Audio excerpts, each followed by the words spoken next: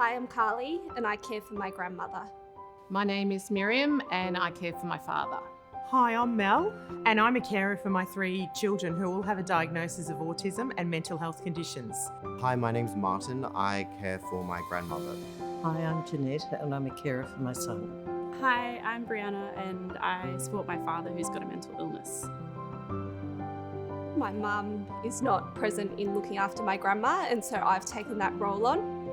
Being a carer was a full-time job when my grandmother was at home. I did absolutely everything for her and she relied on me. It can be pretty taxing trying to balance taking care of someone and working on like a rotating roster as well. For my father, English is not his first language and he's suffering from dementia. He's now speaking Portuguese more often, when normally he would be able to speak to the GP directly. I will have to take time off work to be there for him to interpret.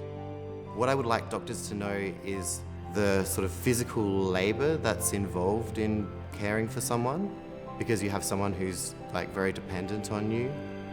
When the things get tough or stuff goes haywire, that's when you're on call, I guess. That's how I'd explain it. I feel like I'm always on call.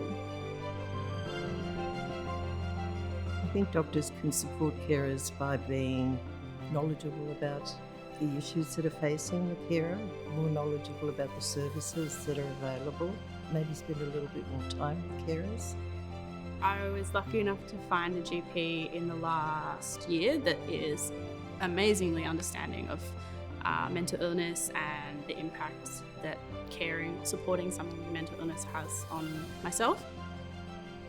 We're after the same things as what we're actually often asking for the person themselves: respect, dignity, our needs adhered to, our thoughts not validated, so that we're not dismissed, because we often dismiss our own needs and thoughts for the person that we care for.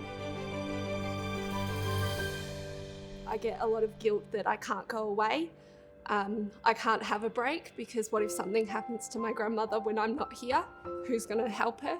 Like, I know she's in a nursing home, but I can't leave her, because I'm her decision maker for everything that happens. And so I think the GP needs to realise that it's more than just what you see, and look beyond. I remember a conversation I had several years ago where I was actually asking for help, and the woman spent nearly 2 hours on the phone with me, and she kept asking me all these other questions that weren't related to my son, because what she was unpacking was a family in crisis. And I'm forever grateful to that lady, because without her, I don't know where my life would have turned. I'd also like GPs to know that being a carer doesn't just stop at the emotional side of things. It's also about caring for her finances, bills, going shopping for her, making sure she's happy. I love my grandmother and I wouldn't not care for her. It's hard work.